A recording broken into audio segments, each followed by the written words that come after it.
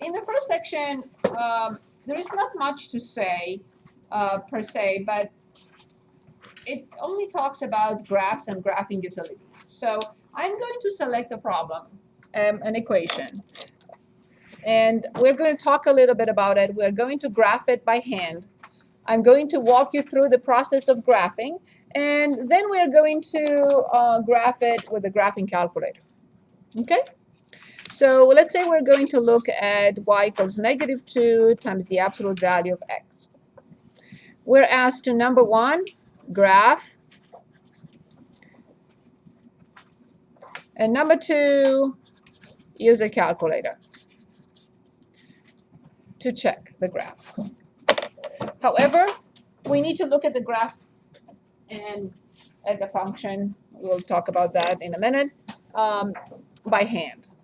Why? I want to establish the rules and the steps absolutely required from us in order to graph a function. So you don't need the calculators just now. We're going to graph this function by hand, and then we're going to check, and I'll show you how to graph it with the graphing calculator. Okay? So first of all, y equals -2, the absolute value of x. My first question to myself is, what type of equation or function is it? So if we say, hold on, just one second. If we say linear, we will have to use a particular method. If we say quadratic, a different method. If we say exponential, different method. If we say rational, different method. If we say polynomial of a higher degree, different method. So every type of function has its own recipe. Okay? So first we have to identify it. If it is a linear equation, then the square root has nothing to do with it. A ratio with x in the denominator has nothing to do with it. Absolute value has nothing to do with the linear function, and so on and so forth. So once I read the function or the equation, I say -2 times the absolute value of x, I know what type of function it is. What type of function do you think it is? Absolute value. Absolute value function, of course. So this is, first of all, the type, absolute value function. Very good. In number 2, and this is always the case for any function we are asked to graph, in number 2 is domain. If we're given any function to graph, the immediate step after we identify the type of function must be the domain. What is domain? Can anyone tell us what the domain is? The range cannot be the domain. The x values that I can plug in the function. I won't plug all of them in, but the values that I can plug in, correct, that is a domain. Values of x. Values of the independent variable or the input, what I can plug in. So now let's think. I don't know what I can plug in. Let's think for a moment. Can I plug in -5? Because if you say, here's x is -5, give me y. Can I give you y if you give me x equals -5? Yes. Yes, I can. And then you can say 0. Can I give you a y value if you say x equals 0?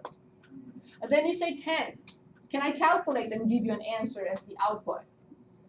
And if I can do this for any value of x, what will be the domain of this function? Very good. All real numbers. And we express that from -infinity to infinity. All real numbers. Awesome. Thank you. In step number 3, also mandatory step, I have to create a table of ordered pairs. As you remember, I'm sure, y or f of x mean the same thing. Without the table of values, I will not be able to graph the function. You can say, yeah, I'm going to use a calculator and copy the graph. True, but you're not going to get full credit for it. Once you told me that the domain is all real numbers, then I know that I have to present at the top -infinity to infinity. Now the question is, what x values will I pick? At this point, it doesn't really matter for this function. But in general, in general, I'm going to write a note. Always find whatever ordered pairs you want, but always find the x and y intercepts.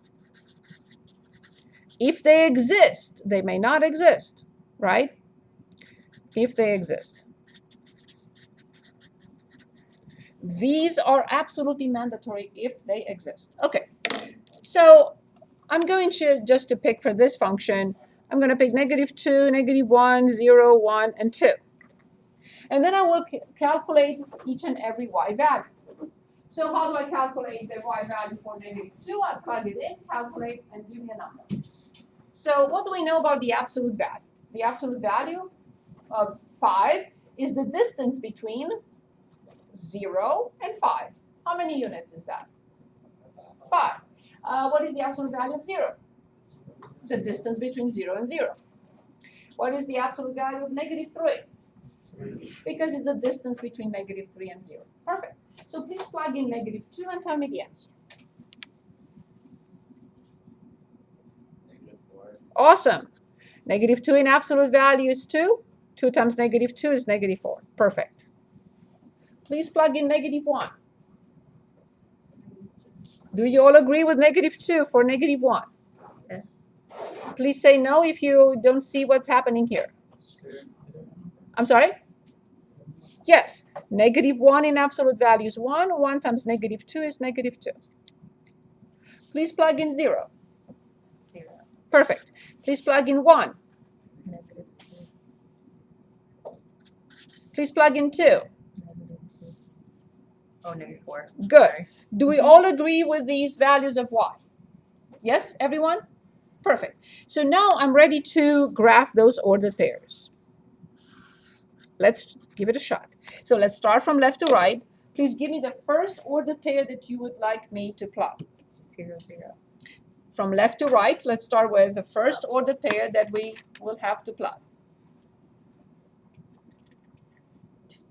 It doesn't really make a difference. You are correct. However, I just don't want to skip anything.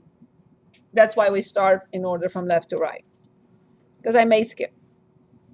So the first ordered pair would be? -2, -4. Very good, this is 1. -2, -4. Second ordered pair would be? -1.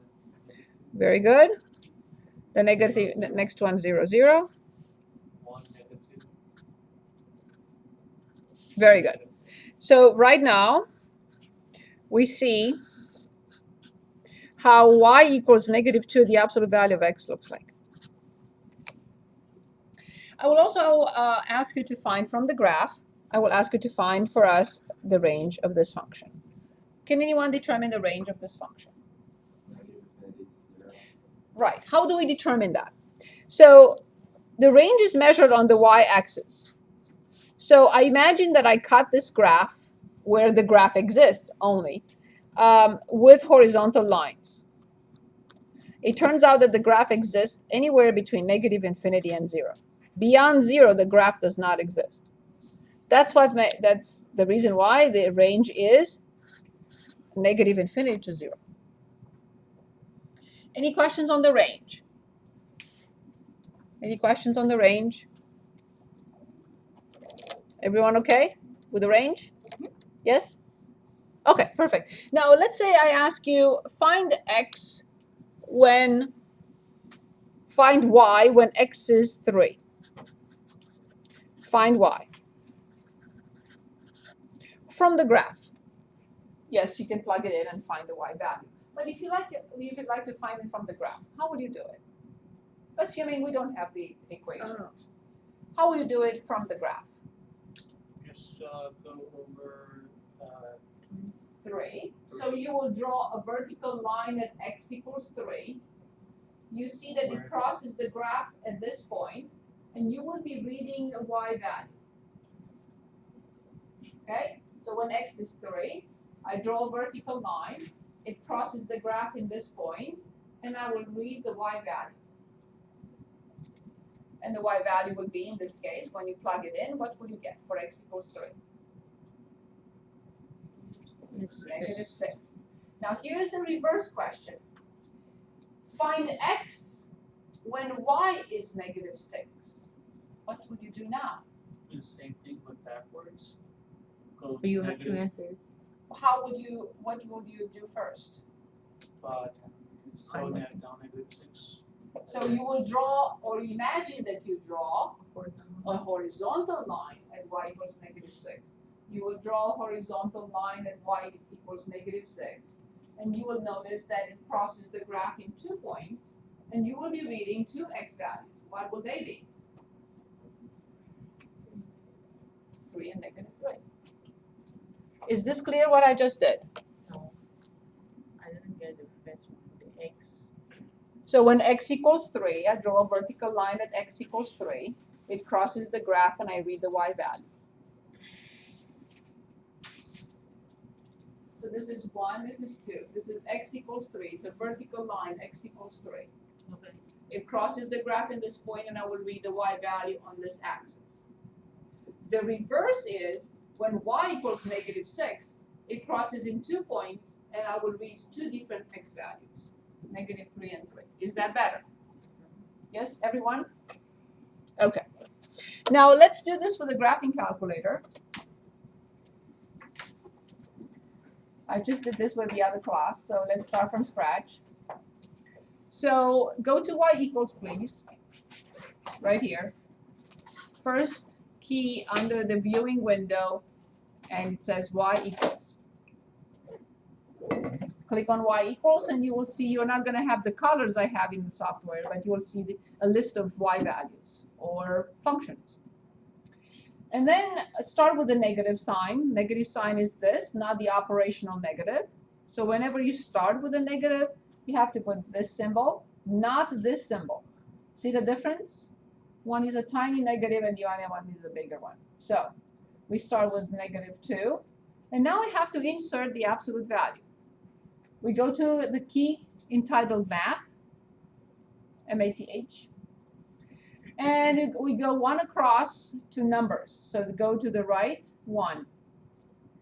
And as you see, the first one that is already highlighted, it's ABS. What do you think ABS stands for? Absolute. Good. So all we have to do is press Enter.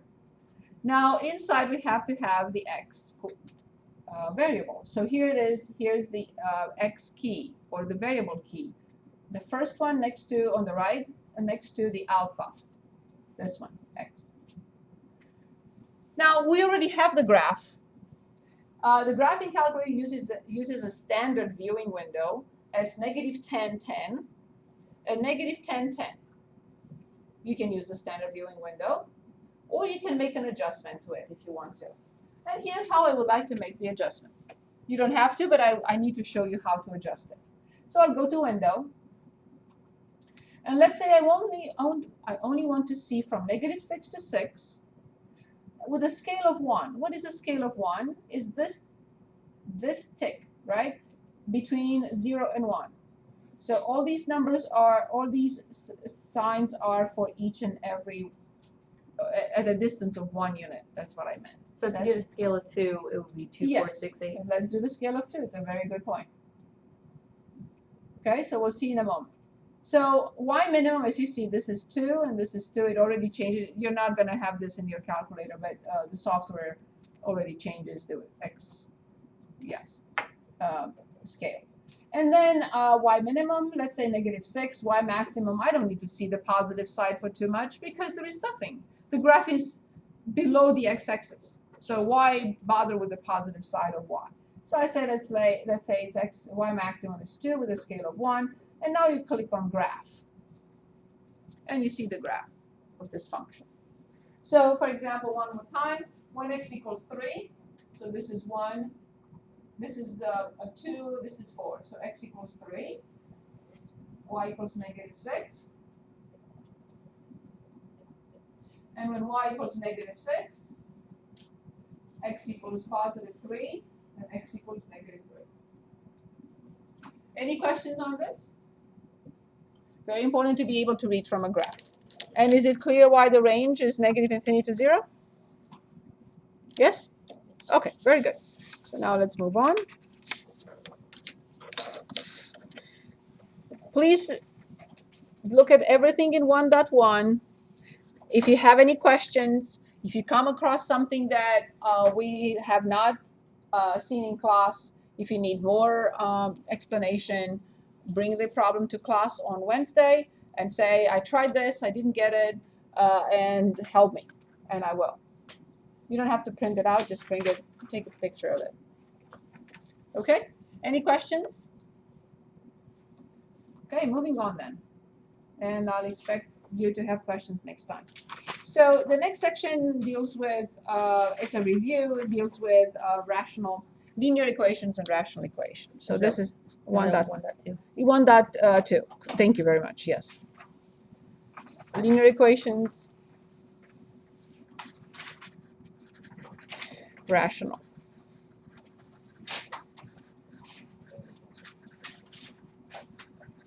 Okay, so I'm going to select a problem. Feel free to select if you want to. I'm going to select, let's say, problem 11 on page 120. 3 quantity x minus 4 minus 4 quantity x minus 3 equals x plus 3 minus x minus 2 in parentheses. First, remember we talked about how to graph a function. Remember what I said. Number 1, I have to identify the type of function. Number 2, I have to find its domain. Number 3, I have to find ordered pairs that I will plot. And it is good and wise to have the x and y intercepts in there. We did have the x and y intercepts in the previous function. They were at the same point. Which point was that? 0, 0. Oh, correct. So 0, 0 was the x and the y intercept at the same time. So the same idea here. First, I have to identify the type of equation. And secondly, we'll discuss the next step, and the third and the fourth. But the first step is still, what type of equation is it? Can anyone tell us what type of equation do you think this is? How do I know it's linear? Very good. Exponent 1 for x. Very good. What else?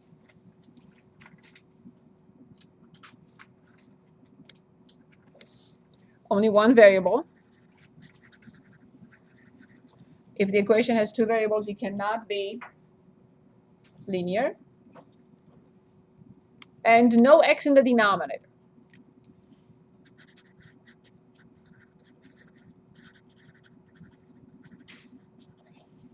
Very good. This is indeed a linear equation. Now, what will be the next step towards solving it? Yes. Hold on. Say it again. I'm sorry, I just had a question. Did you say there were no exponents? No, I said exponent 1. Oh, okay, all right. All variables, the variable has exponent 1. Okay. Because if the exponent is 2 or something else other than 1, it's not linear. Okay, yeah. That makes sense. Good. Good. Other questions? Okay, so what will be the next step then? I identified it correctly. Say it again. Isolating x. I cannot. This is so far down the road. Domain? No, this is not a function. We're not graphing it. Yes, we have to clean it up. We have to remove the parentheses. Thank you. Awesome. So how do I remove parentheses and what do I have now? Distribute. Perfect. How? What do I have to write? Just 3x. Yes? Minus 12. Awesome. Minus 4x. Very good. Plus 12. Equals? 3. Yes? Minus x plus 2. Perfect. Awesome. So one more time. I identified the type of equation, and second step was to eliminate parentheses. What is the third step now? Simplify. Awesome. Simplify both sides. Do not look at left and do not look at right and try to mix them up. No. You have to completely clean up both sides. Good. So the left-hand side is cleaned up, and I have what? Very good. Because negative 12 with positive 12 go away. Very good. Equals. The right-hand side. Very good. It happened that negative x with x go away. So now, final step. Divide, or indeed divide by negative 1 or multiply by negative 1. the same result. So then I get x equals, -5. very good, that's it. X equals -5. Perfect. Any questions for me? Okay, so let's look at one more, and then we'll continue with a different type. So let's say 26. Very good. Guys, you are on the right track. So did I leave anyone behind, or is everyone with us? Any questions? Awesome. Okay, so x plus 1 divided by 4 equals 1/6 plus 2 minus x divided by 3. What did we say we have to do the first step? First step, untitled equation. Exactly. Identify the type of equation. Awesome. So what type of equation is this? Rational. It cannot be No. unless it has x in the denominator. And there is no x in the denominator. So the variable has exponent 1. There is only one variable in the problem, and there is no x in the denominator. So what type of equation is it? Linear. Very good. It is a linear equation. What do you recommend we do first? Now, there are no parentheses, but I would like to clean it up. How do I clean this one up? Common denominator. Awesome. Very good. So I have to find the LCD. The LCD of 4, 6, and 3. 12. Very good. The LCD is 12. And now what do I do with the LCD? Very good. Multiply each and every term, both sides, everything by 12, or conveniently 12 over 1. So I'm going to do that. 12 over 1, multiply by 12 over 1, multiply by 12 over 1. I will simplify 4 and 12, and what do I get? 3. Very good. So the new equation becomes 3. Do not forget to write quantity times x plus 1. Are you with me, everyone? Yes? Mhm. Okay. The first term here is what? Very good. And then plus, and I will simplify 3 and 12. So you can write it here. 4 divided by 4 is 1. 12 divided by 4 is 3. 6 divided by 6 is 1. 12 divided by 6 is 2. Thank you. And 3 divided by 3 is 1. And 12 divided by 3 is? 4 into 2 minus x. So 4 multiplied by 2 minus x. Do we agree with this step? Yes. So now, although this is a linear equation, it's different than the previous one. The previous one had parentheses. We had to remove parentheses. Here, there are no parentheses. But it's easier and better to remove the fractions. We found the least common denominator of 4, 6, and 3 to be 12. We multiplied everything. We could not pick and choose. We multiplied everything by 12, or 12 over 1, because it was easier to multiply. Perfect. Now, I'm back to the previous situation. What am I going to do? Distribute. Yes, I have to distribute. So let's distribute. 3x plus 3 equals 2 plus 8 minus 4x. Oh, it is 4. I was looking at 2. Yes, it is. 4 times 2 and 4 times. Very good. Thank you. What was the next step now? Still 2 and 8. Yes, clean it up. The only thing I can do is just add 2 and 8. Now I wanted to make a point. So this is 3x plus 3 equals 10 minus 4x. Is everyone with me? Yes? Okay. I recommend at this stage, considering, I accept any method, but considering keeping the variable to your left as a habit. I do have that habit. Will I deduct points if you keep the variable on the right? No, it's the same thing. You're going to get the same answer. But I think it's wiser to always keep the variable on the left, if possible, and if nothing else is easier. So when I move a term from one side to the other, the only thing that changes is The sign. awesome. So I will be moving the negative 4x from this side to the other. It becomes positive. And I will be moving 3 from the left-hand side to the right-hand side. It becomes negative. So if you agree with this step, then we're going to save time and writing. We're going to write less. And we're going to get what? So 7x equals 7. Is equals to 7. Final step.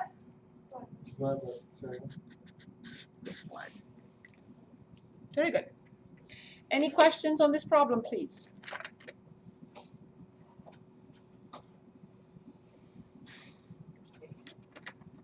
Any questions? Okay, perfect.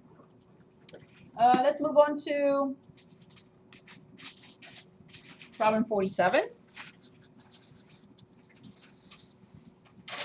which is 2 divided by x plus 1 minus 1 divided by x minus 1 equals to x divided by x squared minus 1. Is that still page 120? Same. Yes, thank you, thank you.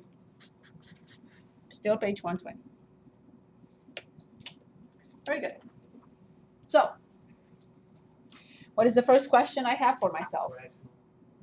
Yes, what type it is, and it is rational. How do I know it's rational? How come it's not linear? No, not because of x squared. For x squared, you would have to say quadratic most of the time. But it's not because of x squared at all. X in the denominator. Exactly. Because there is x in the denominator, even if it's only in one fraction. It happens in all three. But as long as the expression has a ratio, and the ratio has x in the denominator, that is a rational function or rational equation. Perfect. Good. So let's write this as rational. And the last two were linear. Because they complied with these. Right. Exponent 1 for the variable, only one variable, and no x in the denominator. Okay. Very good. So now, how do I solve this? Yes, please. On the LCD. Correct.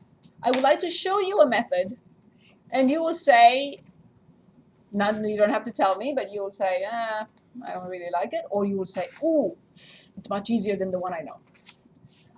If you say you don't like it, please stick with your own method. If you say you like it, use it. Okay? So I have to show you this other method, and you decide which one you want to use. Okay, so first of all, like before, we have to identify what type of equation it is, and we did correctly. There is x in the denominator, it must be rational. The second step is very important here, which is restrictions, and I'll explain in a moment, on x. This is my step 2. What does that mean? I want from the very beginning, right before I even start solving the equation, I want to be able to say, well, at the end of the day, when I'm done with this equation, if I get the solution x equals blah, blah, blah, blah, blah, that's not going to be accepted. By simply looking at this equation, is there any value of x that you would say, no matter what, even if right here when I finish, I say x equals whatever, even if I get that, I will not be able to accept it as a solution. 1, -1. Right. Why is that?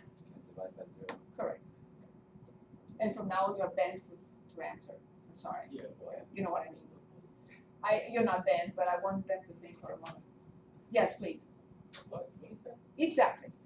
So I'll explain. So these are fractions. We have 3 fractions that we look at. Would you agree? If I ask you, divide 0 by 5, I'll tell you I have $0 in my pocket, and I choose 5 of you to share my 0 with. And I give you a piece of my 0. And I give you a piece of my 0 and 3 more. How much do you get? 0. 0. So once I divide 0 by 5, I get 0. But now I'm going to reverse the question and say 5 divided by 0. What do I get? 0. Okay, let's start from the beginning. If 0 divided by 5 is 0, I hope you agree that 5 divided by 0 cannot be 0. I mean, which one is it? Why is 5 divided by 5 0? 0 divided by 5. Oh, 0 divided So by I have 5. $0 and I'll give you a Right, right, piece of it. How much do you get? Nothing. So 0 divided by 5, or 0 divided by 10, or 0 divided by 100 is still 0. But now I'm talking about the opposite. What about 100 divided by 0? It cannot be 0, right? If 0 divided by 100 is 0, 100 over 0 cannot be 0, right? But then what happens to 100 over 1? So 0 divided by 100 is 0. Agreed? 100 divided by 1 is 100. Agreed? We don't have any doubts about that. But what about 100 divided by 0? That's my question. This is clear. This is clear. But can it be 100? It's 100 divided by 1 is 100. Can also 100 divided by 0 be 100? You can't divide by 0. Thank you. That's the answer. So 100 divided by 0 does not exist. There is no number that you can come up with. No one can. So we use a fancy word that is called undefined. That is undefined. But we really mean it does not exist. So there is no number that replaces division by 0. So we will write division by 0 is undefined. So if I ask you to divide 10 by 0, what will you say? Which number will you give me? You will not give me any number because you can't. Because no one can divide by 0. Awesome. Perfect. So now, coming back to our situation, we have 3 fractions. So 3 denominators. All these 3 denominators cannot be awesome. So I have to write 3 conditions. X plus 1, as you just mentioned, very good, cannot be 0. I have to write a second condition. And these will turn into be restrictions on x. What is the second condition that I have to write? Very good. And what is the third condition I have to write? Very good. I have to solve these conditions and come up with the result that says whatever x you get, you will have to accept it unless it's one of these. Does it make sense? Okay, perfect. So when I solve the equation x plus 1 does not equal 0, then that reduces to x. We know this is linear, so then you will say x not equal. Awesome. This is one restriction on x. Good. From the second one, what will you say? X not equal 1. Is this clear? I'm moving negative 1 to the other side, right? This is what we just did in linear. I'm moving 1 to the other side becomes negative. I'm moving negative 1 to the other side becomes positive. This is what we just did a minute ago. Okay, now this. That's the reason why I started with this. So we don't have to worry about that ever and discuss it again. So what do I do with x squared minus 1?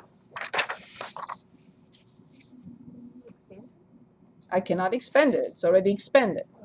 I have to factor it in order to solve the equation, right? So tell me how to factor x squared minus 1. X plus 1, x 1. Correct. Is the difference of squares. And this is what we reviewed last time, the difference of squares. X squared minus 1 factors into x minus 1 times x plus 1 because this product is this, right? So here there are 2 options. When this factor is 0, I get x is not equal 1. When this factor is 0, look at this, it's the same condition. X not equal negative 1. So then what would you say that when we are done, we haven't even started solving the equation. So when we are done, if we get at the end of the solution, if we get x equals 1, will you accept it? No. If we get x equals negative 1, will you accept it? No. If we get x equals 10, will you accept it? Yes. Yes. Good. So step number 1, it's a rational equation. Step number 2, we stated the restrictions. We stated what x cannot be, period. Okay, now let's start. I'm going to copy the equation because I need to move on to the next page. You don't have to copy it again unless you don't have room. So here's the method that I recommend here. Let's move everything to one side. So let's move this to the left-hand side. When I move a term or a fraction or anything from one side to the other, what happens? Just change the sign. 2 over x plus 1 minus 1 over x minus 1 minus 2x, and I'm going to write x plus 1, x minus 1 equals. What is left on the right-hand side? Right, because I moved it, the only term that I had on the right-hand side, I moved it to the left. If I forget to write the equal symbol and 0, I will change the equation into an expression and I will never solve for x. So I have to make sure that at any point in time when I solve this equation, there is a left-hand side, there is the equal symbol, and there is the right-hand side. Otherwise, I'm not solving an equation. So once I move this term here, I have to have 0. What is the next step now? What do I have to find? LCD. We have to find the least common denominator. So I have 3 fractions. I know that I cannot add or subtract 3 fractions unless they have the same denominator. So like before, a minute ago, you said here, awesome, awesome answer. You said 4, 6, and 3 have the LCD 12. That's why it was all easy. We multiplied everything by 12, or 12 over 1, and we got this linear equation. Perfect. So now the same thing we have to do with this one. It's just that in this situation, it's slightly more difficult to find the least common denominator. Not really, right? So look what I do, because I may forget the other side. So I write I draw a long fraction line, the equal symbol, and 0. Because if I forget the 0, as I said, I repeat myself. I apologize to you. I always repeat a lot, in the hope that that it triggers your memory and you will not forget. So then, what is the least common denominator of these 3? And how many different factors we see here? How many different factors do I see here? 3. Different factors. How many? 2. So whatever factors you see, all different factors have to be in the least common denominator. Do not change anything. But if we had a power here or power here, 3 and 2 or whatever, that would have been different story. I would have also had to discuss powers. But right now, the only different factors I see are x plus 1 and x minus 1. Oh, I see. Now, the next question I have for myself is this. Once I find the LCD. Any questions on the LCD? Any questions on the LCD? Okay, now here's the next question. X plus 1 was multiplied by, to get this. X plus 1 was multiplied by, please tell me by what, to get this. X minus 1. So if we multiply the denominator by x minus 1, we have to do the same thing to the top. 2x minus 2. Not yet? Oh. But you are on the right track? Oh. Okay, next one. X minus 1 was multiplied by, so if we multiply the denominator by x plus 1, we have to multiply the numerator by x plus 1. Remember, if I say I have in my pocket 1/2, I can multiply top and bottom by the same quantity, and that's not going to change the value. I can say 10 over 20. I still have 1/2 in my pocket. I can say 100 over 200. I still have 1/2 in my pocket. So if I multiply the numerator by x minus 1, I multiply the denominator by x minus 1, I have to multiply the numerator by x minus 1. This is not a fraction line. This is just saying it's a reminder. Don't forget to multiply the top by x minus 1. Don't forget to multiply the top by x plus 1. What do I multiply the top of this, knowing that this was the denominator and this is the new denominator? Indeed, 1. In other words, you could say nothing, but I would rather say 1, but you don't have to write it. It's just 1. Now, allow me to show you something that I always avoid. Here's what I avoid. Now, it's okay if you use it as long as you don't make a mistake that I'm going to show right now. You can write 2 x minus 1 minus x plus 1 in parentheses minus 2x, everything divided by x plus 1, x minus 1 equals 0. What is the danger here? If you do write this, you may be tempted to simplify like this. And that will be horrible, a horrible mistake. So that's the reason why I completely avoid writing it like this. Okay? Because we are not allowed to simplify a portion of a term with a factor. This is a portion of a term. We can only simplify factors. So that's why please don't write this unless you know what you're doing. Instead, I recommend just writing the expanded form already. So 2 has to be distributed to these two terms. What will you tell me to write? Very good. 2 distributed to x and 2 distributed to negative 1. This is exactly what we have here. 2 distributed to x and 2 distributed to negative 1. Now negative 1 gets distributed to x and negative 1 gets distributed to 1. Please tell me what to write. Negative 1x minus 2. Or you can just, yeah. Minus 1. Very good. Which is the same thing with negative x times negative 1 times x and negative 1 times negative 1. And the final step, minus, 2x. that's it. Do we all agree with this step? The first, solving the first rational equation, which is not a trivial type of problem at all. Not. Takes a while. Then we're going to choose another problem, and you'll see it will take only 3 minutes or less. But right now, the first one, so don't get scared. The first one takes a long time. Good. Now, what is the next step? Combine like terms. I have to clean this up. And I notice one thing, which is the 2x with a negative 2x. Yes, please. The x minus 1, is it not supposed to be x plus 1? What do you have minus in front? No, I know, but if x minus 1 and denominator, If the denominator was x minus 1, in order to get this denominator, I have to multiply by x plus 1. Yes, but the sign affects the whole. Yes. The sign in front of a fraction gets always distributed or connected to the top. So 1 times x plus 1, and when you distribute negative 1, you cannot pick and choose. You must distribute to all terms. You already changed the sign, correct? I have to distribute negative 1 to the terms that follow, So and not to this term, not to this fraction. No, I'm talking about Yes, the middle one. yes, So yes. you already changed the sign, right? Yes, negative 1 times x All right, and negative 1 times 1. that's what I'm talking Yes, correct.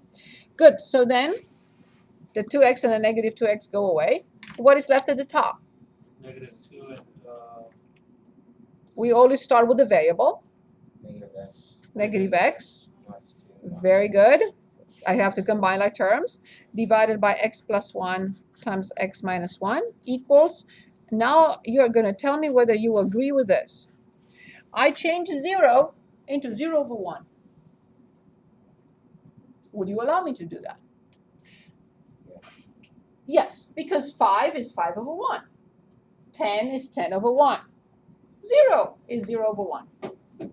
Agreed? Mm-hmm. What type of rational equation is this now? This that doesn't really have a name. But this one has a very important, it's very important, and it has a name. Anyone remembers? What type of rational equation is this?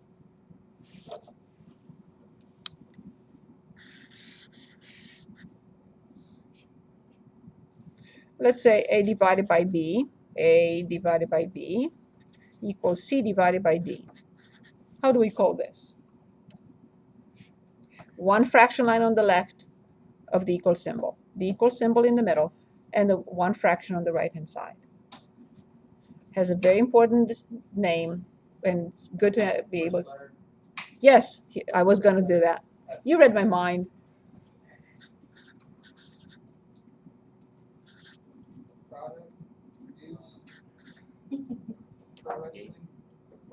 Very good.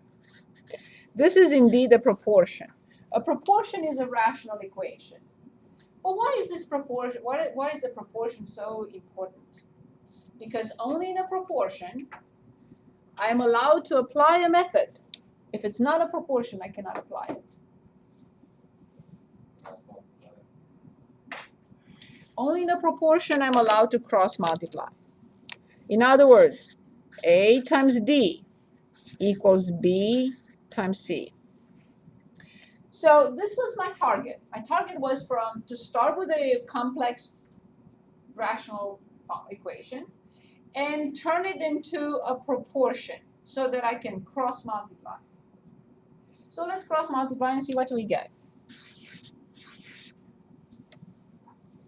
Minus x minus 3 Times 1, yes, which is negative x minus 3 equals. to 0. Very good. I have every now and then students who say, wait a minute, where did the fraction, the denominator go? So let's look again. Where did it go? It didn't disappear. I did not erase it. It's this times this is on this side, and this times this is on this side. It happened to be 0. Good. What type of equation is this now? Good. What do I do? Right, negative x equals 3, so then x equals negative 3. What is my first thought? To check against Original equation. restrictions. Not go back and check the solution, but check against the restrictions. What were the restrictions we came up with for this equation? 1 and negative 1. Is negative 3 on that list? No. No. So this is the solution. You can still go back and check if you want to, because we can still make an error somewhere, right? But once you have the restrictions and you're comfortable with all the steps that you performed, and every step of the way you asked, okay, am I correct? Am I on the right track? And so on and so forth. This should be the solution. Any questions on this? Any questions? Any questions? Okay, let's look at one more and then move on. So yes, let's say 49, same page, 120.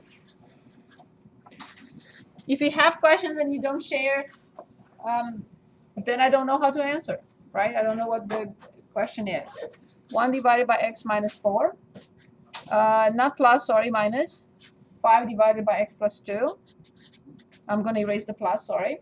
Equals 6 divided by x squared minus 2x minus 8. So what is the first step here? What is my first question I have to my... Yes. Assuming that I identified correctly, I think I have great chances of solving it correctly. As most of the time, if I know what it is, I should know the method. Good, perfect. So any suggestions on the next step?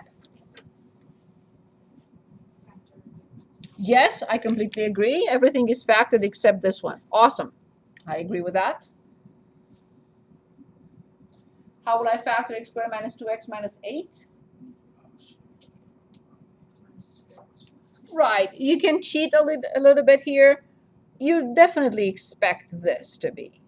Equations in this class will not be that complicated so that you cannot factor that because it's difficult to factor. So indeed, x minus 4 and x plus 2, you can always check. It takes a couple of seconds to check. X times x is x squared. Positive 2x, but minus 2x is minus 4x is negative 2x, and negative 4 times 2 is 8. Indeed. So we did factor the trinomial. What now? What is my next step now? Bring it to the other side. True, but I need another step before that. You're correct, but I need one more step that is crucial for any rational equation. Find what makes it. Exactly what makes it undefined. What makes each and every fraction undefined, which we call restrictions on the variable. Awesome.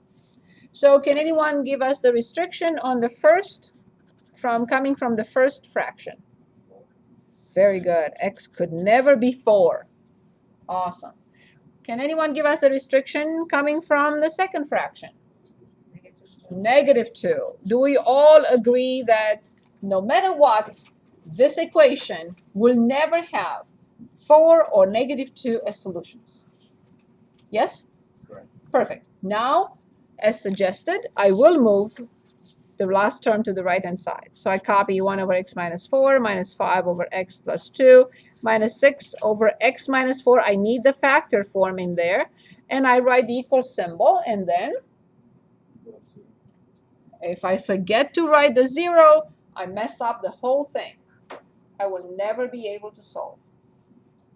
The next step is I draw a long fraction line, the equal symbol and 0, because again, for the same reason, I don't want to forget. What now? What do I need to determine now? LCD. Very good. Can anyone give us the LCD for this equation? X minus 4, x plus 2. Do we all agree with x minus 4 times x plus 2? Yes?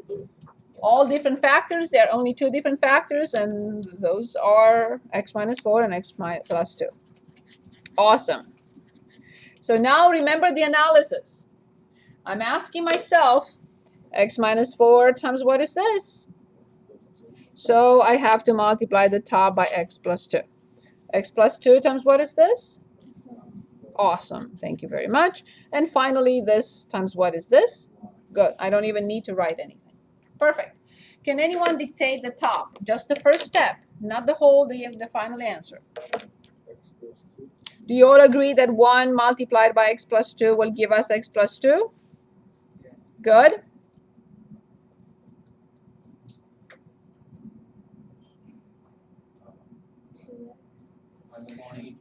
So it's minus 5 X plus distributed to 4. 20. Minus 5 distributed to x. And then Plus 20. minus 5 distributed to negative 4. And then, Minus 6. is everyone okay with this?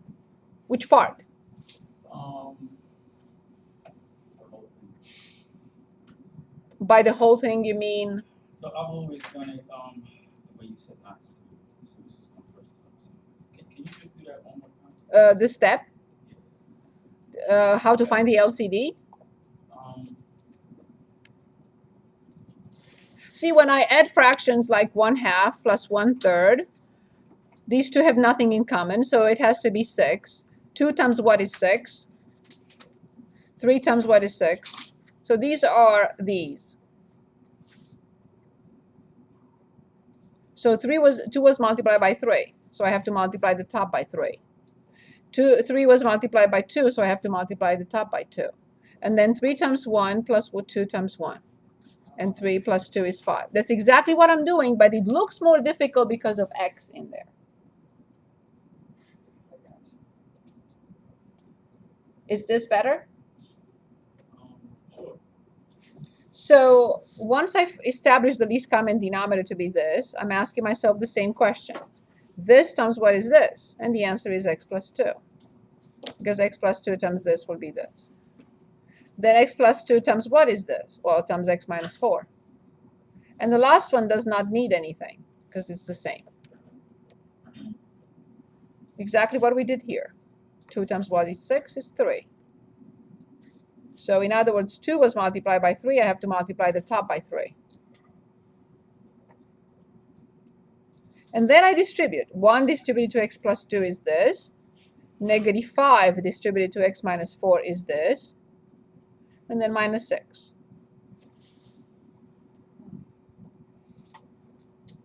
It needs a lot of practice. This is not a trivial type of problem.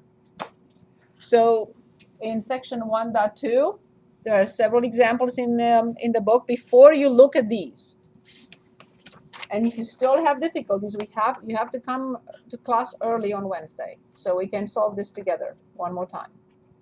Everyone. This is valid for everyone anytime.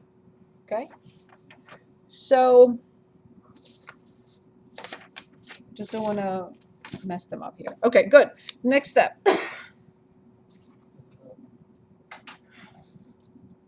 Combine like terms. Please tell me what to write. Yeah, I'm sorry. You had you raised your hand too. I'm sorry. Actually, I figured out what I was going to, I was had a question, but it was. Okay. Very good. So then, 4x plus 16. careful. Minus 4x. Plus 22 minus 6. 16 divided by x minus 4 x plus 2 equals, what do I write now? 0. Yes, because now I'm finally I finally managed to simplify the entire equation into a what? Of course. Into a proportion. And if it's a proportion, only in a proportion I'm allowed to. Very good. So let's cross multiply and please tell me what you get. Negative 4x plus 16 equals 0. Awesome. Where did the denominator go? Nowhere. Nowhere, right? We just cross multiply. This times this happens to be 0. What type of equation we have to solve now? Linear. Good. How? I have to move 16. And then I divide both sides by? Negative 4. Exactly. And I get? 4. Good. What is my next thought before I move on to another problem? What do I have to do now? Check the restrictions. Right. So here they are. These are my restrictions. What do I conclude? It's wrong. No. I conclude that there's no solutions. You did And all this that to get no this solution. equation is called a contradiction. It's a contradiction because the left-hand side will never ever equal the right-hand side for any x on the planet. There is no x that makes this side equal this side. No one can find any x. In other words, this will never equal this, so the entire equation is called the contradiction. Any questions for me? Any questions? I like to start 1.5 quadratic equations. So here is what you need to do for Wednesday so far. 1.1 and 1.2 for Wednesday. But remember how? Redo the problems we did in class. Do the recommended odd number problems, as many as you can, and check the answer in the back of the book, and only then start your homework. You will be very happy if you go through systematically through these 3 steps. You will be very happy, I assure you. And I will be very happy with you. So in 1.5, we're talking about quadratic equations. Remember to bring all your questions to class. There is no way in an hour and 15 minutes twice a week that I can show you everything and also have a pace that everyone can follow. It's impossible. So please bring your questions to class. Can anyone give us an example of a quadratic equation? X squared minus 2x plus 4. Excellent. Thank you. This is a quadratic equation. How do I know? Because it has only one variable, because the variable is or is not in the denominator. Is or is not. If it were in the denominator, I would have said what? Rational, of course, of course. Can I say that this is linear? No. No, because the exponent, at least one x variable, has exponent 2. So this is not linear, it's not rational, it is quadratic. Very good. We have 4 methods of solving quadratic equations. And you could say, really, you showed one method for linear, you showed one method for rational, now all of a sudden there are 4 methods for quadratic. And here's what. Here's what. In certain situations, a certain method is better and easier to apply than another. Okay? That's the only reason. There is one out of those 4 that I will never, ever apply unless you force me to. And I'll explain which one it is in a moment. So I know I only have 6 minutes, so I'm going to look at one method, and the other 3 we will look at on Wednesday. So let's list, first of all, those 4 methods so you know what they are. And we will look at number 2. Because number 1 needs some review, and we've done this before in other courses. Okay? Factoring. Second method is taking square roots.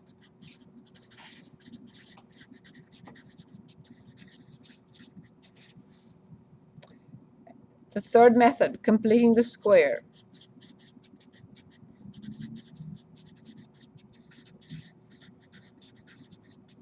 And the last method, quadratic formula.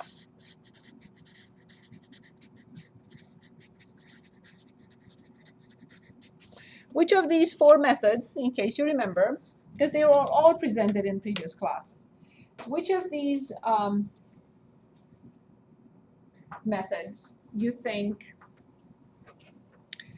cannot be applied in all possible situations?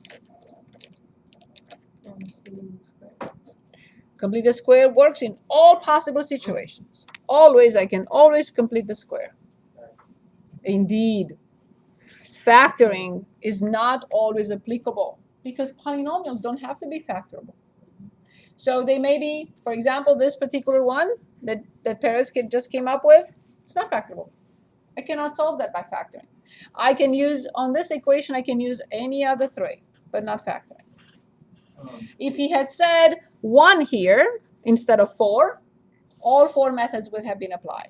But he said 4, I had to write 4. Factoring is not possible. Go ahead. So it's like taking square roots in the quadratic formula applicable to all situations? All situations.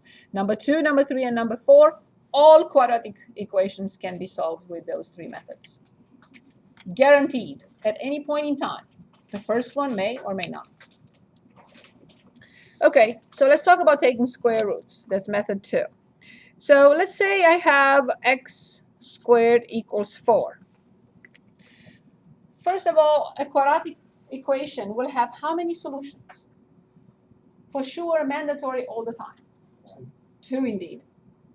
If the degree is 15, that's not going to be quadratic. But if the degree of the polynomial is 15, how many solutions do I have to find? Mandatory, always. 15. If the degree is 10, how many solutions do I have to write? Mandatory, always. 10. Good. So you can say, that's not a big deal. You can move forward to the other side. You just reviewed with us last time how to factor this. And you get 2 solutions. But that's not what I want. I want to talk about taking square roots. Of course, no matter what method I use, I have to get the same solutions. If I use factoring, in case it's factorable like this one, or if I use quadratic formula, whatever I do, I have to get the same solutions. The method of taking square roots is typical for this situation. It's not typical for this situation. You cannot take the square root from here on both sides. It has to look like this. X, or an expression with x squared, and a number on the other side. This does not work with taking square roots. So I can take the square root from the left and then take the square root from the right. The left-hand side is, to be exact, the absolute value of x, which on the other side is 2. We're going to omit this step, but I want to make a point. So this equation is now an absolute value equation. The square root of x squared is not plain x. It's the absolute value of x. So now I'm asking you, the absolute value of x equals 2 units. How many values of x will I find? And negative 2, right? Two values. 2 and negative 2 have the absolute value 2. If I put here 2, the absolute value is 2. If I put in negative 2, the absolute value is 2. In taking square roots, we omit this step and we directly write x equals, what do you think? Right. The reason why, I have 1 minute, the reason why I wanted you to see this is because I don't ever want to hear the square root of 4 is plus or minus 2. It's not. The plus or minus come from the absolute value. The absolute value of x equals 2 means x equals 2 and x equals negative 2. So these 2 symbols come from this side, not from this side. And we did get the same solutions as expected. We're going to practice more with this, taking the square root from both sides, and also